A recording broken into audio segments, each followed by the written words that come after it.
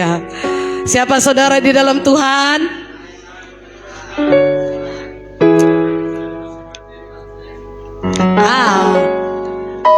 Gak tahu saudara siapa saudara dalam Tuhan?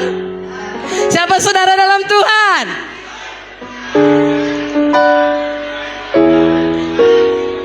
Yes. Dijadikanlah, amin. Puji Tuhan. Hari ini saya akan mengulang apa yang disampaikan Bapak Dr. James Maroko waktu KKR untuk mengenforce, ya, untuk mendukung, untuk mengingatkan kembali sehingga kita dapat mempraktekkannya dalam hidup kita. Saudaraku, saya melihat tidak semua hadir di KKR dan mungkin ada yang terlewat karena memang kalau diterjemahkan itu kadang-kadang agak ada yang terlewat, ya. Dan memang kebenaran perlu disampaikan berulang-ulang. Sebagaimana Ulangan 6 ayat 7 berkata, haruslah engkau mengajarkannya berulang-ulang. Itu sebabnya Alkitab kita tidak ditambah dari tahun ke tahun, betul? Karena memang perlu diajarkan berulang-ulang. Saudara, Bapak Maroko menyampaikan otoritas rohani. Kita ada di dalam peperangan roh. Ketahuilah, kalau saat ini saudara sedang bermasalah dalam rumah tangga, atau saudara bersaudara, atau teamwork saudara, atau dengan komunitas saudara, saudara tidak berperang melawan dia. Tapi kita, saudaraku, melawan penghulu-penghulu dan penguasa-penguasa jahat. Efesus 6 ayat 12 menuliskannya, kita tidak melawan darah dan daging, tapi melawan penghulu-penghulu dan penguasa-penguasa jahat. Setiap orang Kristen, anak-anak Tuhan, ada peperangan rohaninya. Ada yang menang, ada yang kalah. Yang mau menang katakan saya. Yang mau kalah katakan saya. Tidak ada kita yang mau kalah, men. Mengalah boleh, supaya jangan bertengkar. Tapi kalah kepada iblis jangan. Ada yang menang, ada yang kalah. Tetapi jika Tuhan ada bersama kita, maka kemenangan menjadi milik kita. Kenapa? Karena Dia sudah mengalahkan iblis. Ini yang perlu kita ambil. Bagaimana kita memiliki kemenangan sebagai gereja Tuhan? Bagaimana kita memiliki kemenangan secara pribadi menghadapi dunia ini? Mari kita baca dari Matius 16 ayat 16 sampai 19. Kemudian nanti hal yang sama diulang di Matius 18 ayat 15 sampai 20. Sekarang kita baca dulu Matius 16 ayat 16 sampai 19 sama-sama 1 2 3. Maka jawab Simon Petrus, engkau adalah Mesias, anak Allah yang hidup. Kata Yesus kepadanya, berbahagialah engkau Simon bin Yunus, sebab bukan manusia yang menyatakan itu kepadamu, melainkan Bapa-Ku yang di sorga. 18. Dan aku pun berkata kepadamu, engkau adalah Petrus, dan di atas batu karang ini aku akan mendirikan jemaatku, dan alam maut tidak akan menguasainya. 19. Kepadamu akan kuberikan kunci kerajaan sorga. Apa itu? Apa yang kau ikat di dunia ini akan terikat di sorga, dan apa yang kau lepaskan di dunia ini akan terlepas di sorga. Kita masuk ke pasal 18 ayat 15 sampai 20. Sama-sama lagi 1 2 3. Apabila saudaramu berbuat dosa, tegurlah dia di bawah 4 mata. Jika ia mendengarkan nasihatmu, engkau telah mendapatnya kembali. 16. Jika ia tidak mendengarkan engkau, bawalah seorang atau 2 orang lagi, supaya atas keterangan 2 atau 3 orang saksi, perkara itu tidak disangsikan. 17. Jika ia tidak mau mendengarkan mereka, sampaikanlah soalnya kepada jemaat. Dan jika ia tidak mau juga mendengarkan jemaat, Pandanglah dia sebagai seorang yang tidak mengenal Allah atau seorang pemungut cukai. 18, aku berkata kepadamu, ini lagi ya, sesungguhnya apa yang kamu ikat di dunia ini akan terikat di sorga, dan apa yang kau lepaskan di dunia ini akan terlepas di sorga. 19, dan lagi aku berkata kepadamu, jika 2 orang daripadamu di dunia ini sepakat meminta apapun juga, permintaan mereka itu akan dikabulkan oleh Bapakku yang di sorga. Terakhir, sebab di mana 2 atau 3 orang berkumpul dalam namaku, di situ aku ada di tengah-tengah mereka. Katakan kiri kananmu, Tuhan ada di sini. Amin. Saudaraku, dalam Injil yang sama, Matius di pasal 16 dan pasal 18, Yesus mengatakan sesuatu sampai 2 kali. Berarti itu sangat-sangat penting.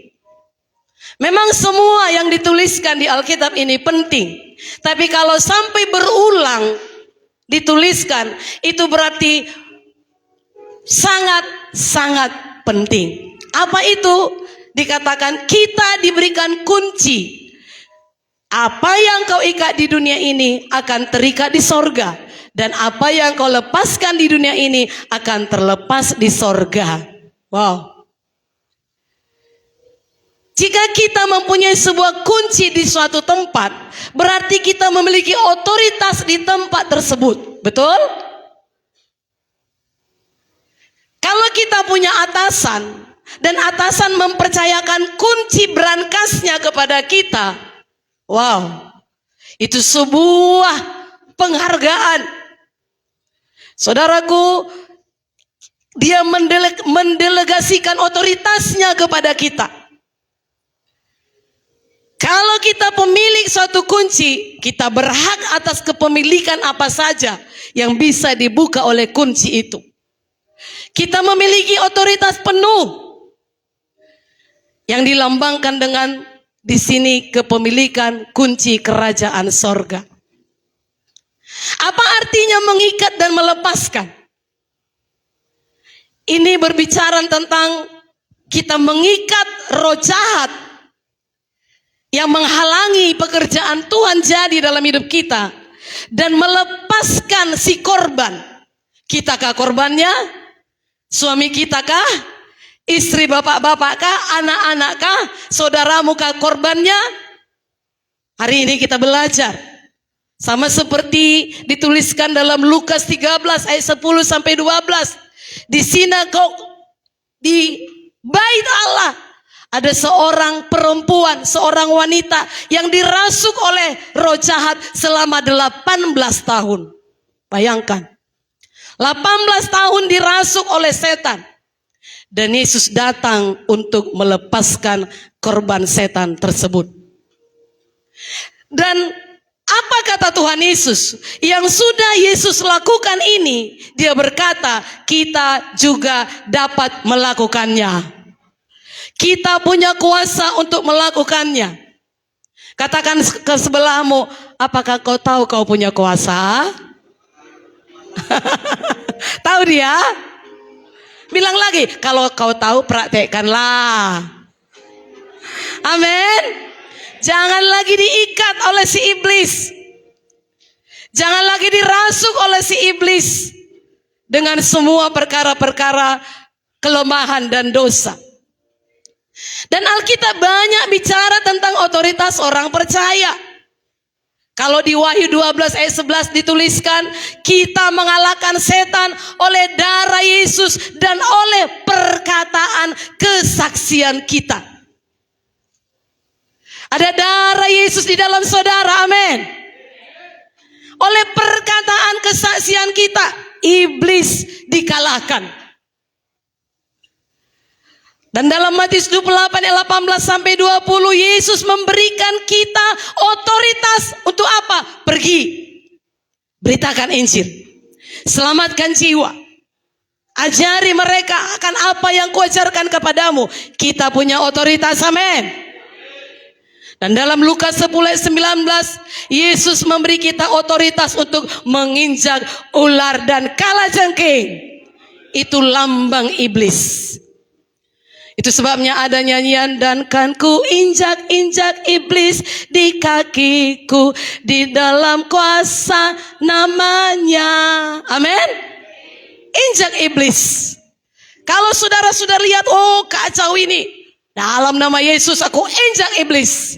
Dan hari ini kita diajari mengikat iblis. Amin.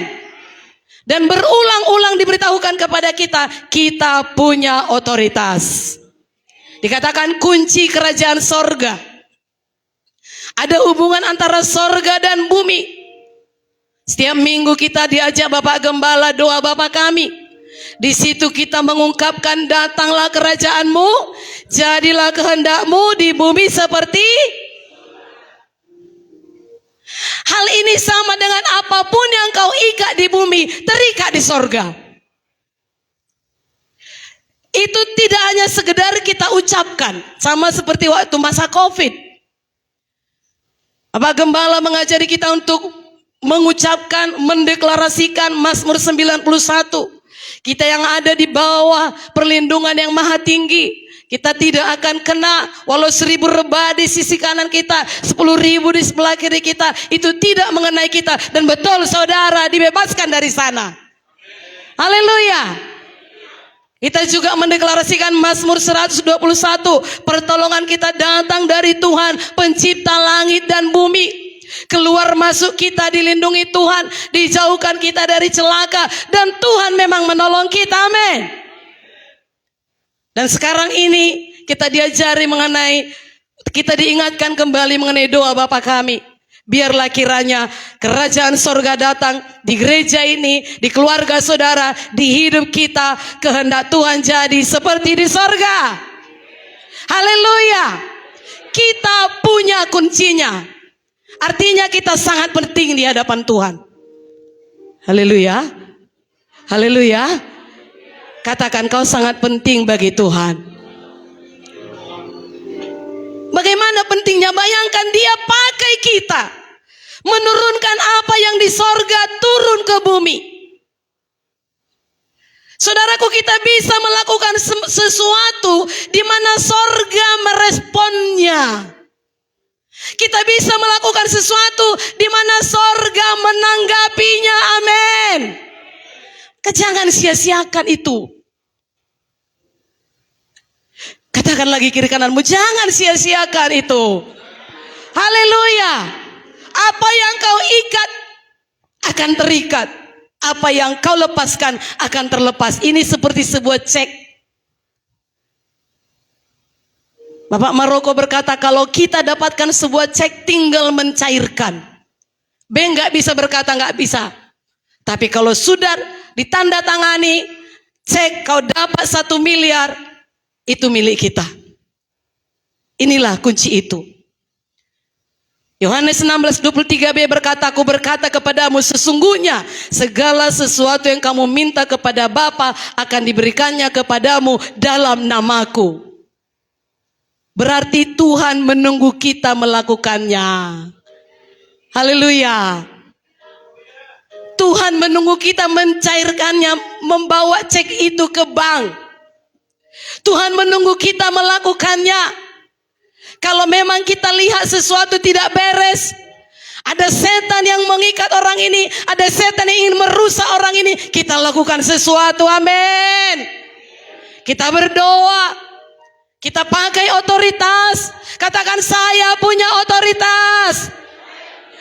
Aku penting bagi Tuhan. Apapun yang ku ikat akan terikat. Apapun yang ku lepaskan akan terlepas. Percaya? Itu tergantung kepadamu. Kalau engkau dapat cek, lalu gak percaya, engkau buang cek itu. Apalah ini selembar kertas. Tapi kalau engkau dapat sebuah cek, lalu saudara bersemangat, sekarang akan pergi aku ke bank, akan kucairkan. Dan sampai ke bank benar-benar dicairkan, saudara dapat berkat.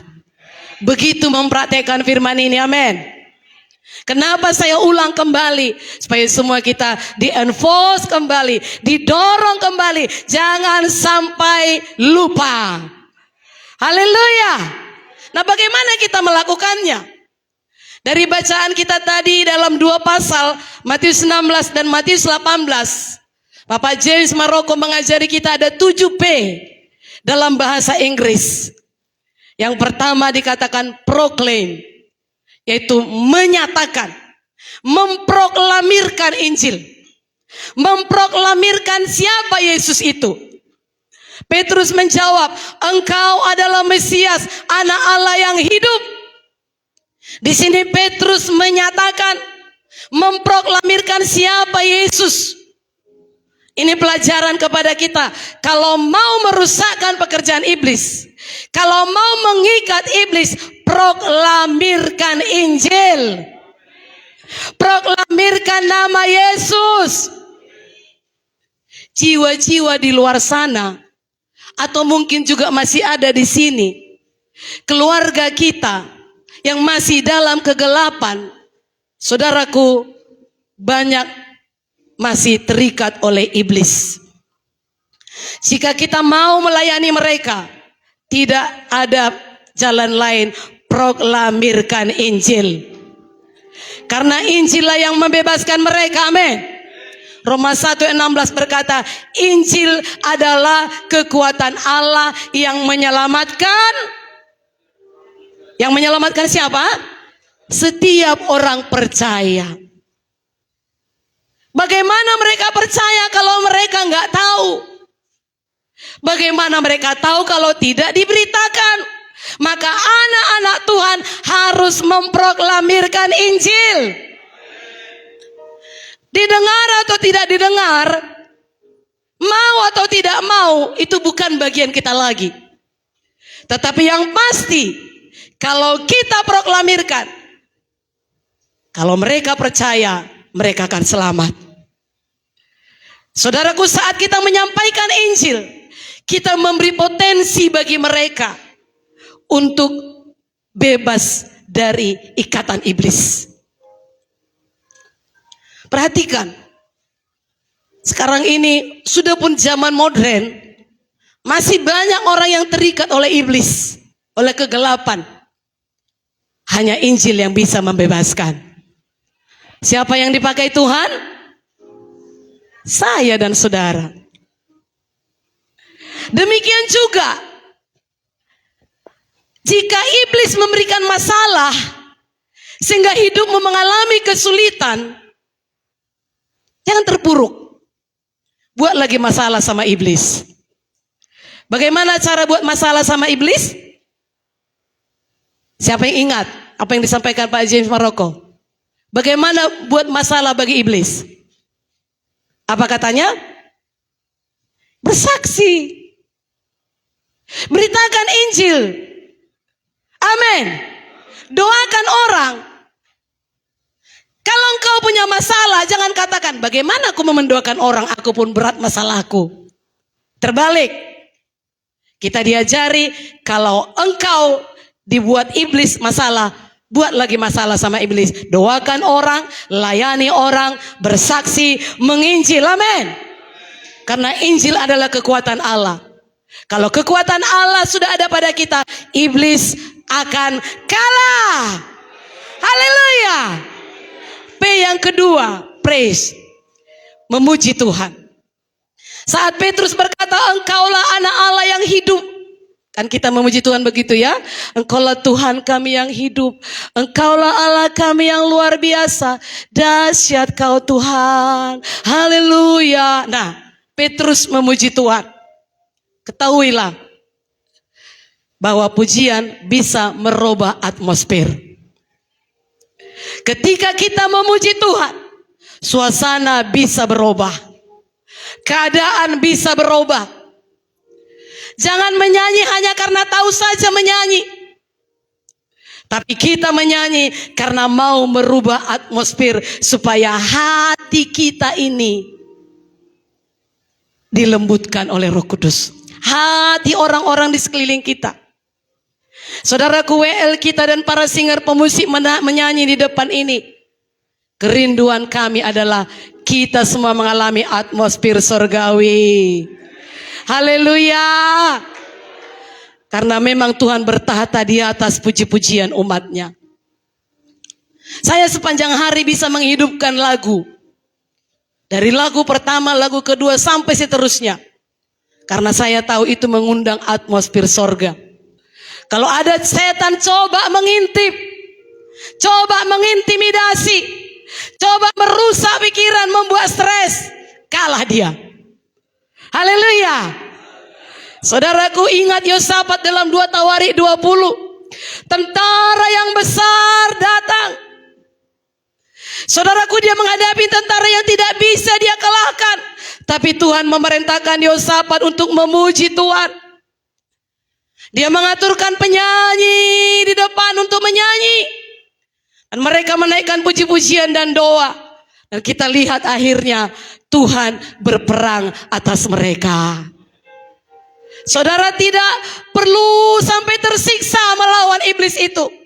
Saudara tidak perlu sampai tersiksa melawan roh-roh jahat yang mencoba merusak saudara. Nyanyi aja. Memuji Tuhan, amin. Ku kalahkan musuh dan melompat tembok. Haleluya, haleluya, amin. Saudara nyanyi, mungkin bilang orang gila kali pun dia nyanyi terus. Gak masalah pandangan orang, yang penting iblis dikalahkan. Kita juga mengingat bagaimana Paulus dan Silas dalam Kisah 16 ayat 25-26. Punggungnya dipukul, tangan diikat. Tapi perhatikan, tidak mengeluh. Katakan kiri kananmu, no mengeluh. Haleluya.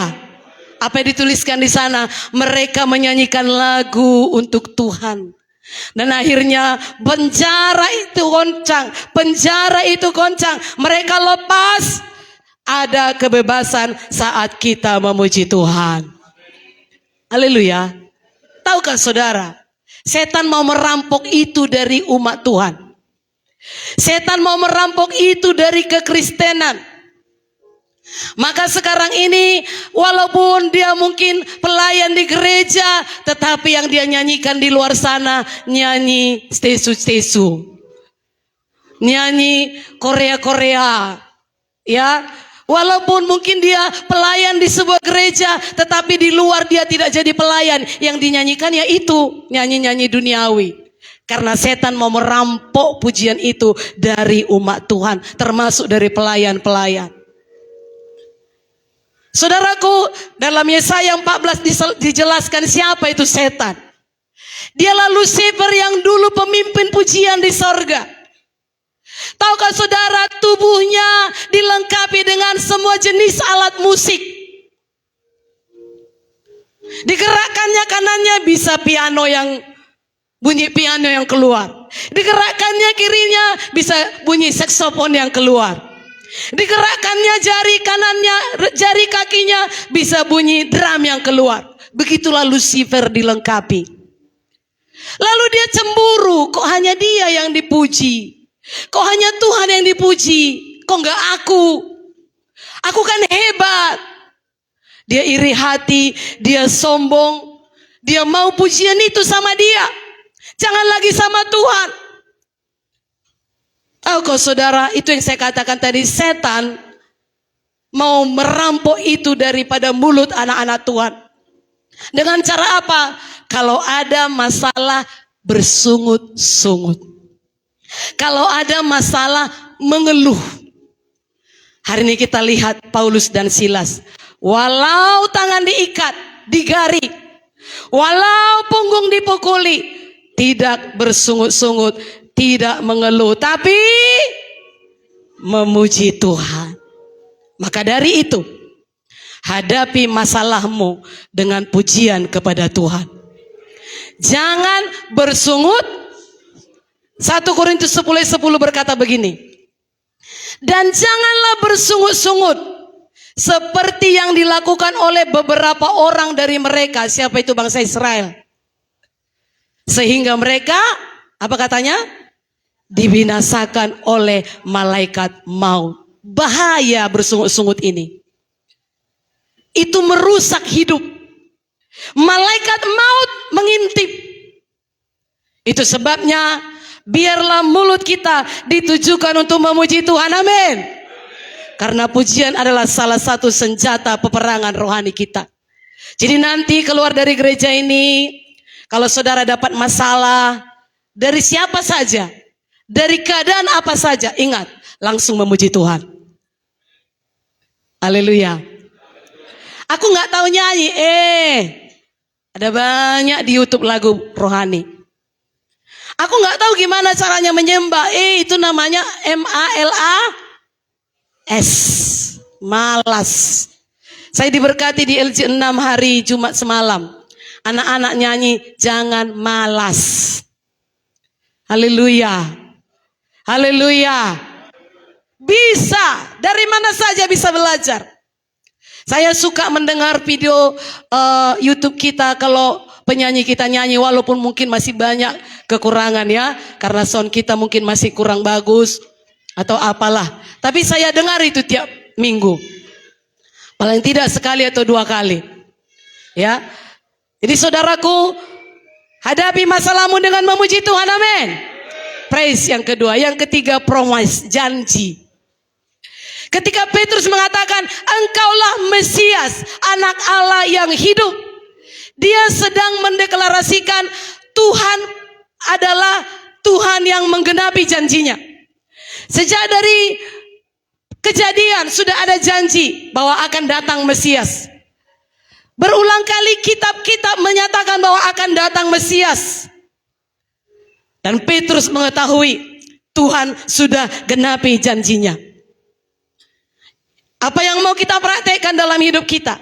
Ketika kita mau mengalahkan iblis, ketika kita mau mengikat pekerjaan iblis, berdirilah atas janji Tuhan. Contoh, kalau kita mau mengikat iblis yang menghalangi berkat Tuhan. Filipi 4 ayat 19 berkata, Allahku akan mencukupkan segala keperluanku menurut kekayaan dan kemuliaannya dalam Allahku akan memenuhi segala keperluan hidupku menurut kekayaan dan kemuliaannya. Jehovah Jireh dia peliharaku. Haleluya. Jehovah Jireh dia peliharaku. Itu terjemahan lagu Don Moon. Itu pada masanya dahsyat sekali. Don Moon itu dari muda sampai tua kerjanya memuji Tuhan saja. Saya melihat walaupun dia tua tetap segar. Saya suka lagu-lagunya, salah satu itulah. Mari suka memuji Tuhan kembali, amin. Nah, berdiri atas janji Tuhan. Jika ada kuk yang menimpa hidupmu, apakah itu kuk kemiskinan, apakah itu kuk penyakit, apakah itu kuk kutu dosa lainnya, saudaraku, hancurkan itu dengan mempercayai janji Tuhan.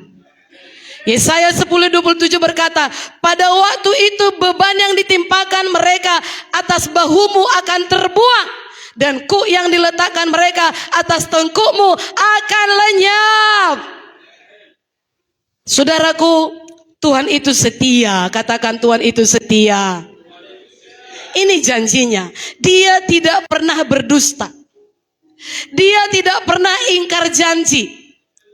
Janjinya adalah kebenaran yang tidak tergoyahkan.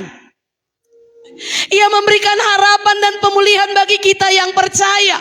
Dikatakan 2 Korintus 1 ayat 20, sebab Kristus adalah Ia bagi semua janji Allah. Itulah sebabnya oleh Dia kita mengatakan amin untuk memuliakan Allah. Kenapa kita berkata amin? Kita percaya janji Tuhan. Amin. Maka jangan MALAS bilang amin. Tapi memang harus fokus. Kalau nggak fokus hanya sekedar, kalau orang dunia bilang mantra. Tapi kalau kita fokus, kita hidupi apa yang dikatakan firman, amin. Jadilah seperti Petrus ini. Engkaulah Mesias yang dijanjikan itu. Ternyata Allah menggenapi janjinya. Haleluya. Allah setia, tidak pernah ingkar janji. Bilangan 23:19 berkata, Allah bukanlah manusia sehingga ia berdusta, bukan anak manusia sehingga ia menyesal. Jadi janji Tuhan itu bukan sekedar kata-kata kosong, tapi kepastian ilahi. Jangan ragu akan kesetiaan Tuhan. Meski memang bisa waktu yang lama menunggu. Saudaraku, belajar menanti dengan iman, bukan dengan mengeluh.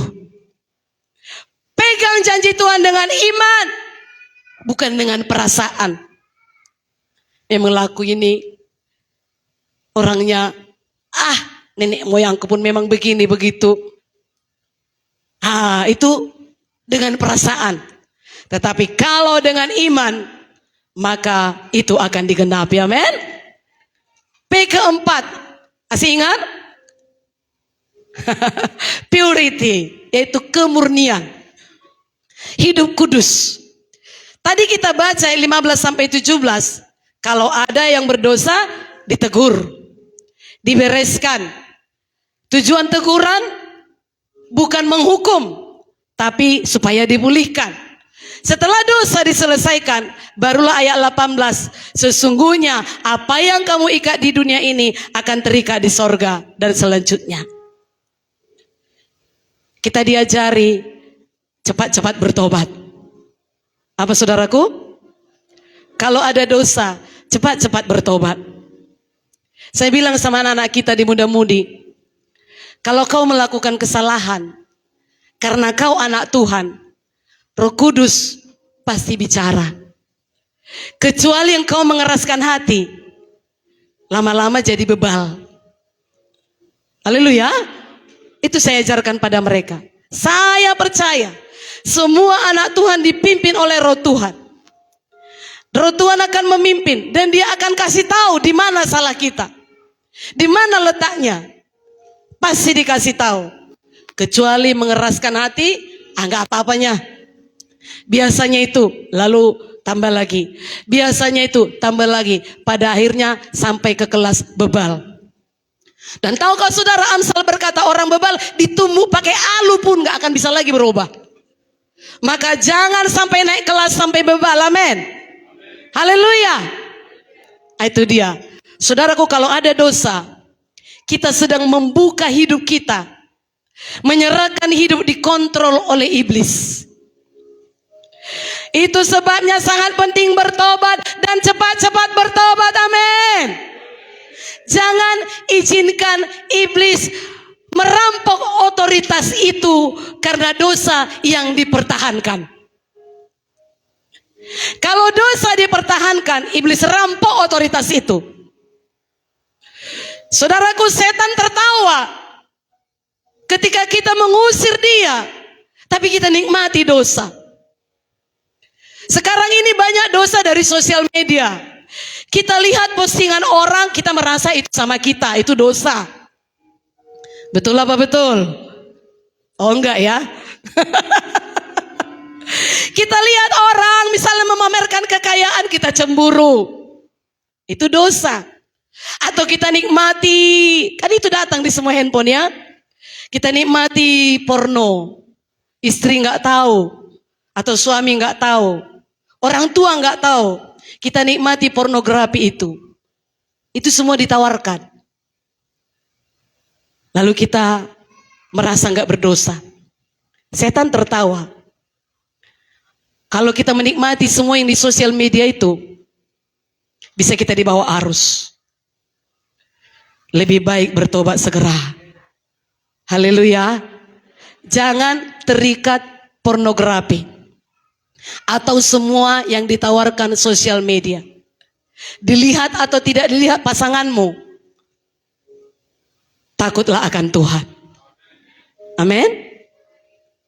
Kalau mau menonton film, kalau engkau stres misalnya, tonton film yang membangun,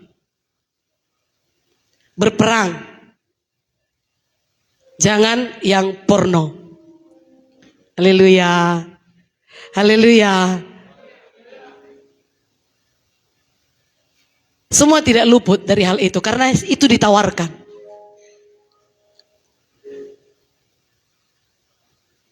Saya bilang juga sama muda-mudi, karena kami semalam belajar tentang pemuda yang handal, ya,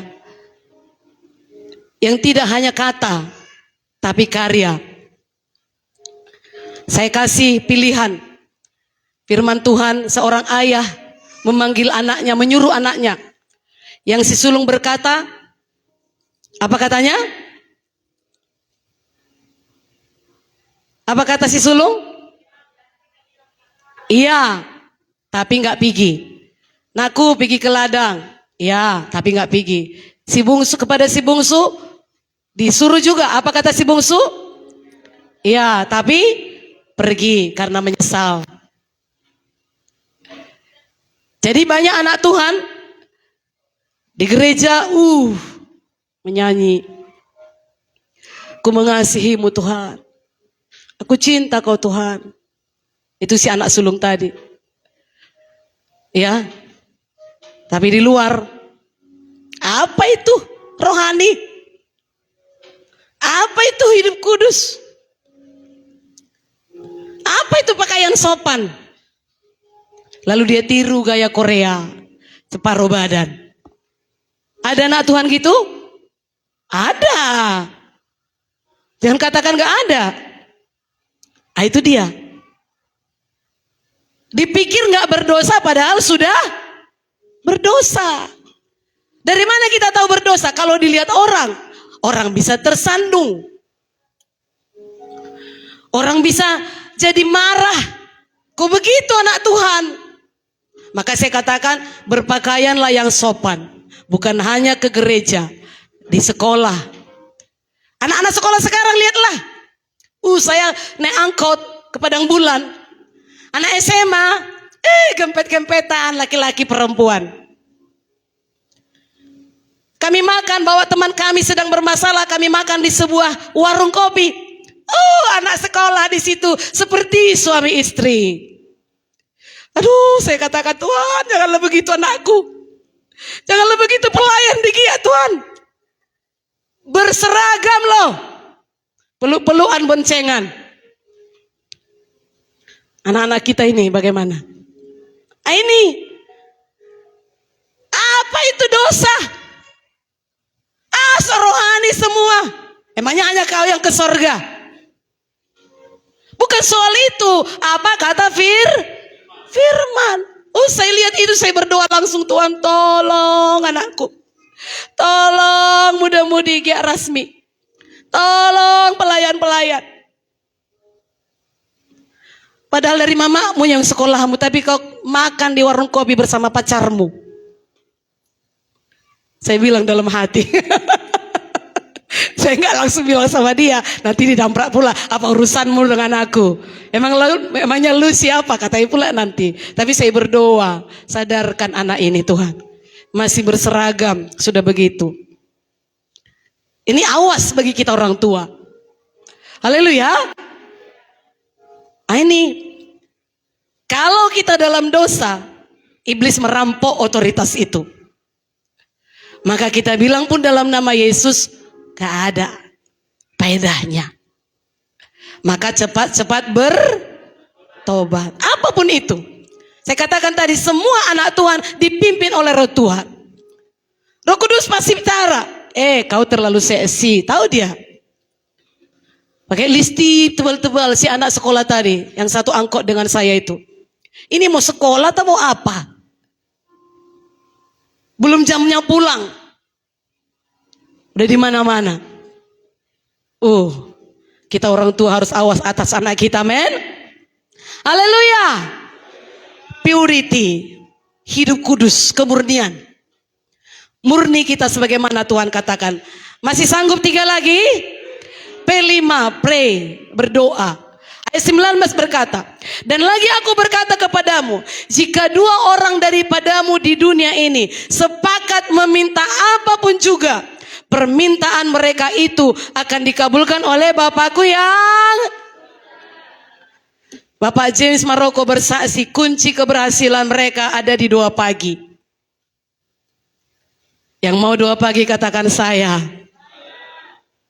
Lagi-lagi saya bersaksi tentang anak-anak kita karena memang saya sedang mengajari mereka.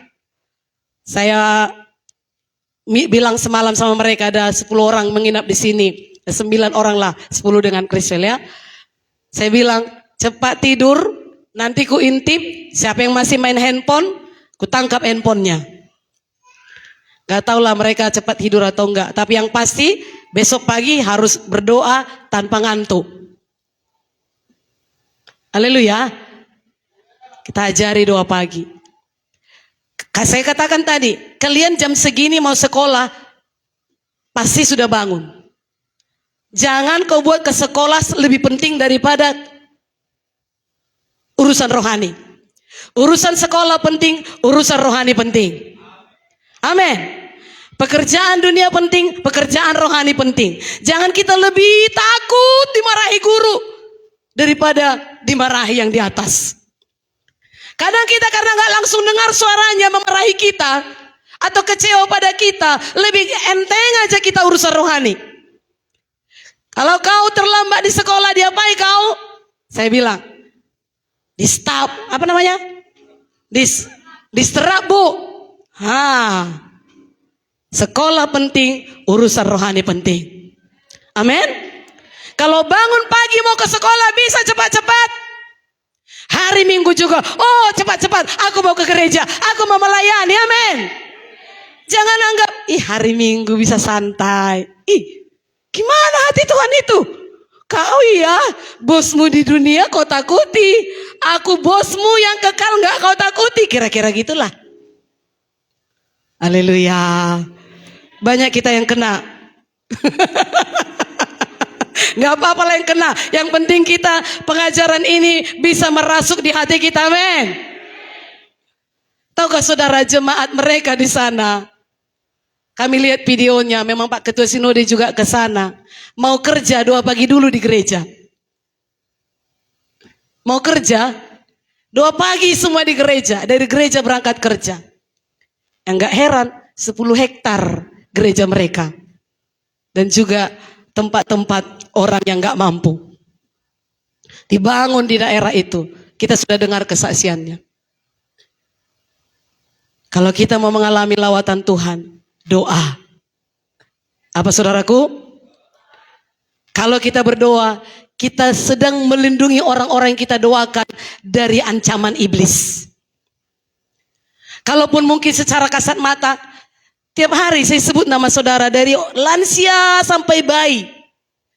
Yang hamil pun, yang kandungannya pun didoakan. Mau saudara tidak rasakan, yang pasti saya melindungi saudara dari ancaman iblis. Haleluya. Mungkin saudara berkata, enggak aku rasakan doa Bapak Ibu Gembala itu. Entah kenapa lah ya. Mungkin. Tapi saya percaya suatu saat akan nyata jawaban doa saya. Haleluya. Kalau kita berdoa, semua bisa berubah. Amin. Doa pagi. Kalau saudara berkata sibuk anak sekolah, iya pagi-pagi mungkin bersyukur aja dulu. Nanti ambil waktu. Saudaraku setelah urusan sekolah beres. Tapi yang pasti ambil waktu berdoa. Haleluya. Haleluya. 2 nomor terakhir, personal, pribadi. Ayat 20a. Sebab di mana 2 atau 3 orang berkumpul. Saudaraku, ada 2 karena ada 1. Bagaimana 2 orang berkumpul? Karena ada pribadi lepas pribadi. Kita pribadi lepas pribadi terpanggil untuk menolong satu dengan yang lain. Setiap orang butuh kasih. Yang butuh kasih katakan saya. Bohong kalau kita nggak butuh kasih orang, betul? Kita semua butuh kasih. Jadi pribadi kita penting bagi Tuhan. Penting bagi gereja. Penting bagi sesama. Katakan kiri kananmu, kau penting bagiku. Haleluya. Timbal balik, katakan lagi, kau juga penting bagiku. Amin. Jadi pribadi lepas pribadi, kita perlu, kita penting. Dan yang terakhir, yang sukacita terakhir katakan amin. Presence, yaitu hadirat Tuhan. Ayat 20b, janji Yesus, di mana 2 atau 3 orang berkumpul dalam namanya, Ia hadir. Makanya saya katakan tadi, Tuhan hadir di sini. Katakan Tuhan ada di sini. Jadi kalau saudara berkumpul di rumah tangga saudara, duduk bersama 3 orang dalam nama Yesus, 2 orang pun Tuhan hadir di situ. Itu berarti hadirat Tuhan turun. Ada kuasa yang luar biasa dalam doa bersama. Kehadirannya memberikan kekuatan. Kehadirannya memberikan arahan. Kehadirannya memberikan dukungan dalam setiap tindakan kasih kita. Sebagai penutup, otoritas ada di tangan kita. Katakan otoritas ada di tangan saya. Itulah yang mau dicuri iblis. Saudaraku, Tuhan memberikannya, tapi otoritas itu mau dicuri iblis. Itu sebabnya otoritas harus dipakai dengan perkataan iman, amin. Gunakan otoritas itu kepada setiap masalah saudara. Kemiskinankah yang menjadi masalah? Penyakitkah yang menjadi masalah? Pertengkarankah yang jadi masalah? Gunakan otoritas itu. Kita harus mempunyai kemarahan ilahi. Apa maksudnya? Kemarahan ilahi marah terhadap pekerjaan iblis. Amin. Yang merusak hidup kita atau merusak seseorang. Kemarahan yang dihadapkan kepada iblis yang mencoba merusak keluarga kita, mengganggu keluarga kita, mengganggu gereja kita. Iblis mau kita lemah, iblis mau kita kalah, iblis mau kita depresi. Tapi Alkitab berkata, gunakan otoritas dan Tuhan akan memberikan kemenangan. Haleluya. Gak akan berhenti dia merusak. Gak akan berhenti dia. Karena dia berjalan keliling. Dia cari siapa yang bisa ditelannya. Saya juga bisa ditelannya. Supaya saya lemah, supaya saya mengeluh, supaya saya gila pun bisa. Ada hamba Tuhan gila loh. Kenapa? Karena jemaatnya semua aneh-aneh. Nah, saya berdoa, jangan aku sampai gila Tuhan. Haleluya. Bisa loh.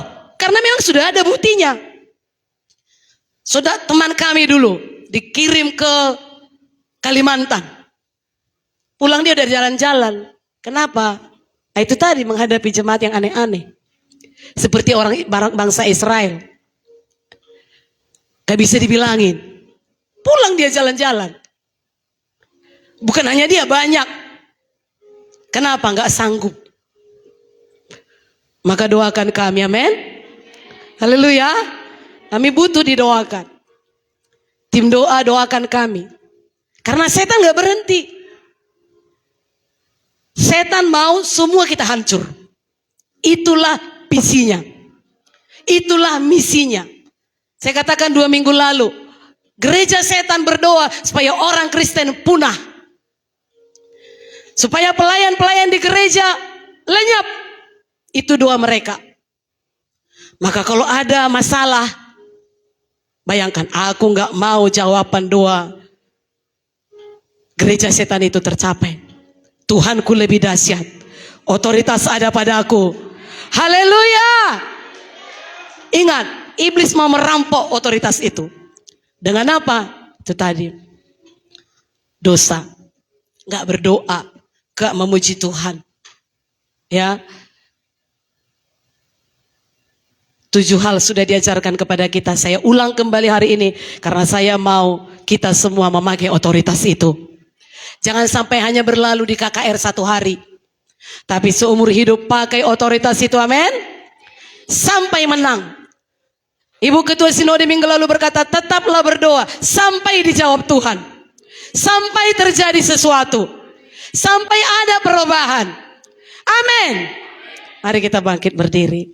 Haleluya. Dalam nama Yesus, Sesuatu bisa terjadi kalau saudara pakai otoritas itu. Mengikat segala pekerjaan iblis. Melepaskan si korban dari semua ikatan-ikatan iblis. Dengan kita memproklamirkan siapa Yesus.